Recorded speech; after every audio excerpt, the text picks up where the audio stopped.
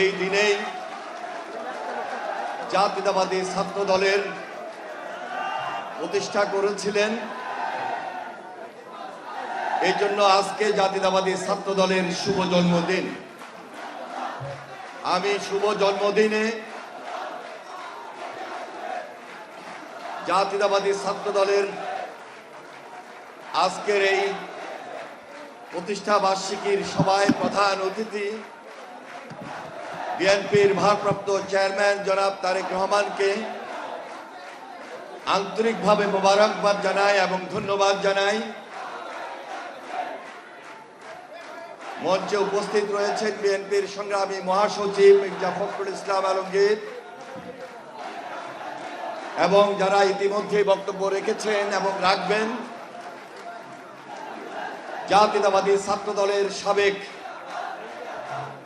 সভাপতি এবং সাধারণ সম্পাদক বৃন্দ, আমার সামনে উপস্থিত প্রিয় জাতীয়তাবাদী ছাত্র দলের বিভিন্ন ইউনিট থেকে আগত প্রিয় ভাইয়েরা আমার, সবাইকে আমি আজকের এই সভায় উপস্থিত হওয়ার জন্য আন্তরিকভাবে মোবারকবাদ জানাই এবং ধন্যবাদ জানাই। আমি মহান স্বাধীনতার ঘোষক শহীদ রাষ্ট্রপতি জিয়া রহমানের প্রতি গভীর শ্রদ্ধা নিবেদন করছি আজকের এই দিনে, এবং বিশেষ করে আমাদের প্রাণপ্রিয় দেশনেত্রী বেগম খালেদা জিয়া, বিএনপির চেয়ারপারসন, যিনি অসুস্থ রয়েছেন। আমি তার দীর্ঘায়ু কামনা করছি এবং ইনশাল্লাহ খুব শীঘ্রই উনি সুস্থ হয়ে আবারও আমাদের মাঝে থেকে কাজ করবেন এবং তার নেতৃত্বের প্রতি আমাদের যথেষ্ট শ্রদ্ধা রয়েছে। প্রিয় ভাইয়েরা আমার, জাতীয়তাবাদী ছাত্র দল দীর্ঘদিন গৌরব এবং ঐতিহ্যকে সামনে রেখেই আন্দোলন সংগ্রাম করেছে। আর একদিনে এই গৌরব এবং ঐতিহ্য সৃষ্টি হয় নাই, দীর্ঘ আত্মত্যাগের মধ্য দিয়েই আজকে আমাদের এই ছাত্র দলের অগ্রযাত্রা। যখন এই যে কোনো আন্দোলন সংগ্রামে আমরা উপস্থিত হয়েছিলাম, তখন এই জাতির সামনে আমাদের কমিটমেন্ট যেমনি ছিল, তেমনি আমাদের ইউনিটি বা ঐক্য ছিল। আমরা কখনোই আমাদের কথা থেকে পিছপা হই নাই। আমরা সবসময় আন্দোলন সংগ্রামে নিজেদেরকে নিয়োজিত রেখেছিলাম এবং বিশেষ করে গত 16-17টি বছর এই প্রজন্মের কাছে, এই জাতির কাছে জাতীয়তাবাদী ছাত্র দল সেই কমিটমেন্ট এবং ঐক্য সৃষ্টি করার মধ্য দিয়েই এই জাতিকে যেমনি মুক্ত করেছিল, তেমনি গুম খুন অত্যাচার নির্যাতনের শিকার হয়ে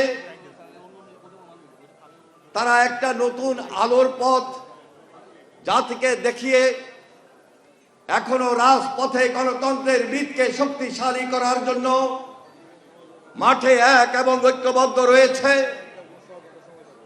আর এই প্রজন্ম এখনো, বিশেষ করে এই 2025 সাল পুরা একটি বছর এই জাতির কাছে অত্যন্ত গুরুত্বপূর্ণ বিধায় এই জেনারেশন, এই জাতি বর্তমান জাতীয়তাবাদী ছাত্র দলের নেতৃত্বের দিকে তাকিয়ে আছে।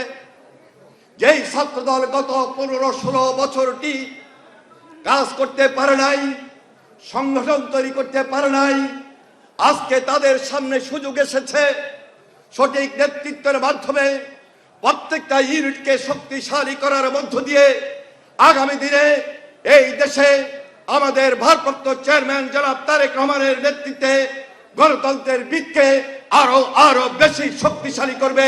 এই প্রতিশ্রুতি, এই কমিটমেন্ট, এই ইউনিটি আমরা আপনাদের সামনে তুলে ধরতে চাই এবং সাবেক ছাত্র নেতা হিসাবে আমাদের মধ্যে যারা রয়েছেন সার্বক্ষণিক আমরা আপনাদের পাশে ছিলাম। আগামী দিনে আমরা আপনাদের পাশে থাকব এবং থেকেই আপনাদের মধ্যে শক্তি, সাহস এবং যে মনোবল সৃষ্টি করা দরকার সেটি আমরা করবই। প্রিয় বন্ধুরা আমার, অত্যন্ত দুঃখের বিষয়, মার্চ ফর ইউনিটির নামে গতকালকে আমরা লক্ষ্য করেছি যাদের মুখ থেকে এই বাক্যটি এসেছে তাদের বডি ল্যাঙ্গুয়েজটি আপনারা খেয়াল করবেন, তাদের পোস্টার ব্যানারগুলো আপনারা লক্ষ্য করবেন, তাদের বক্তব্যগুলো আপনারা লক্ষ্য করবেন। কেন, কি কারণে আজকে নতুন করে আবার সেই ইউনিটির পোস্টে আপনাদেরকে মিটিং করতে হয়?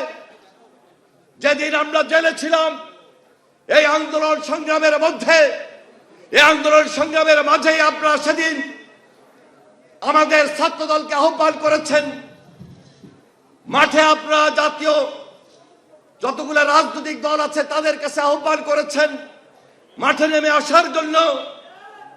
আমাদের মহাসচিবের সঙ্গে বৈঠক করেছেন, আমাদের ভারপ্রাপ্ত চেয়ারম্যান জনাব তারেক রহমানের সঙ্গে আপনারা স্কাইপিতে মিটিং করেছেন। তাহলে আজকে কেন নতুন করে আবার সেই ইউনিটির প্রস্তাব আসে? অত্যন্ত দুঃখের বিষয়। কাকে আজকে ইউনিটির নামে এই দেশে ওই ষড়যন্ত্রকারী যারা অর্থ পাচার করেছিল, যারা ফ্যাসিস্ট কায়দায় কর্তৃত্ববাদী শাসন করেছিল, যারা গুম করেছিল, যারা খুন করেছিল, যারা ষড়যন্ত্র এখনো দেশের বিরুদ্ধে করে যাচ্ছে, তাদের জন্য কি কোনো সহায়ক নয়? তাই আমি মনে করি আপনাদেরকে রিয়েলাইজ করতে হবে, আপনাদের শুভবুদ্ধির উদয় হওয়া দরকার। জাতীয়তাবাদী ছাত্রদল বাংলাদেশের সর্ববৃহৎ রাজনৈতিক ছাত্র সংগঠন, যেই ছাত্র সংগঠনের ঐতিহ্য এবং গৌরবের সঙ্গে আমরা সবাই জড়িত, আমাদের কমিটমেন্ট জড়িত, আমাদের রাজনীতি জড়িত। আজকে দেশের ছাত্র সমাজের সামনে আপনারা যখন ইউনিটির কথা বলেন তখন স্বাভাবিক কারণে আমরা মনে কষ্ট পাই। কারণ এই ইউনিটির সুযোগ কারা নিচ্ছে, কারা নিতে চায়, কারা আবার নতুন করে ষড়যন্ত্র করে দেশকে অস্থিতিশীল করতে চায়। তাই আমি আপনাদের কাছে উদাত্ত আহ্বান জানাবো, আপনারা নতুন ভাবে চিন্তা করুন। আপনাদের মধ্যে শুভবুদ্ধির উদয় হওয়া দরকার। কেন এই ধরনের পোস্টার আপনাদের মিটিংয়ে আসবে? কেন এই ধরনের বক্তব্য আপনাদের মিটিংয়ে আসবে? কেন এই ধরনের বডি ল্যাঙ্গুয়েজ আপনাদের মধ্যে আসবে? আপনারা কারা কোন বডি ল্যাঙ্গুয়েজে বক্তব্য দিয়েছেন আমরা লক্ষ্য করেছি। আমরা তা চাই না। বৃহত্তর গণতন্ত্রের স্বার্থে এখনো আমরা চাই, এখনো আমরা আহ্বান জানাই, আমাদের যে ঐক্য, সে ঐক্য ফ্যাসিস্টের বিরুদ্ধে ঐক্য, আমাদের সে ঐক্য হাসিনার বিচারের বিরুদ্ধে ঐক্য, হাসিনার বিচার চাওয়ার ঐক্য, আমাদের সে ঐক্য আমরা চাই। হাসিনার সঙ্গে যারা সঙ্গপাঙ্গ হয়ে এই দেশের ক্ষতি করেছিল, ফ্যাসিস্ট ভূমিকা থেকে যে কর্তৃত্ববাদী শাসন করেছিল, যে দুঃশাসন তৈরি করেছিল, যে অন্যায় করেছিল, যে অত্যাচার করেছিল, যে লুণ্ঠন করেছিল, আজকে সে ঐক্যই হওয়া দরকার। সে ঐক্যের মধ্য দিয়ে অবশ্যই সবার আগে হাসিনার বিচার আমরা চাই। সবার আগে আমরা হাসিনার যে সঙ্গপাঙ্গ তাদের বিচার চাই। তাদের বিচার না করে আজকে বিভিন্ন ভাবে আজকে ষড়যন্ত্রকারীদেরকে সুযোগ তৈরি করে দেওয়া, আমি মনে করছি এটা আমাদের মধ্যে যে একটি ঐক্য তৈরি হয়েছিল, জাতীয় যে ঐক্যমত তৈরি হয়েছিল, সেই ঐক্যমতের একটা বাধা এবং বিপত্তি হতে পারে। তাই উদাত্ত আহ্বান জানাই, আপনাদের শুভবুদ্ধির হওয়ার মধ্য দিয়ে জাতিকে ঐক্যে নিয়ে আসার জন্য যা যা করণীয় তাই করা উচিত। এবং সেখানে যদি আমাদের সহযোগিতা আরো বেশি প্রয়োজন হয়, আমরা এক পায়ে দাঁড়ানো রয়েছি। কারণ আমরা চাই আগামী দিনে এই জাতি মানেই বাংলাদেশের ভবিষ্যৎ, এই জাতি মানেই বাংলাদেশের ঐক্য, এই জাতি মানেই গণতন্ত্রের ভিত। যে গণতন্ত্রের ভিত শক্তিশালী হওয়ার মধ্য দিয়ে জনগণের সরকার প্রতিষ্ঠিত হবে, সংস্কারও থাকবে। গণতন্ত্রের ভিত শক্তিশালী হওয়ার মধ্য দিয়ে একটি সঠিক নির্বাচন করার মধ্য দিয়ে জনগণের সরকার প্রতিষ্ঠিত হবে। এই আশাবাদ আজকে আমরা এখান থেকে করতে পারি। তাই আজকে আমাদের জোরালো দাবি, এখনো আমাদের সকল মামলা প্রত্যাহার হয় নাই।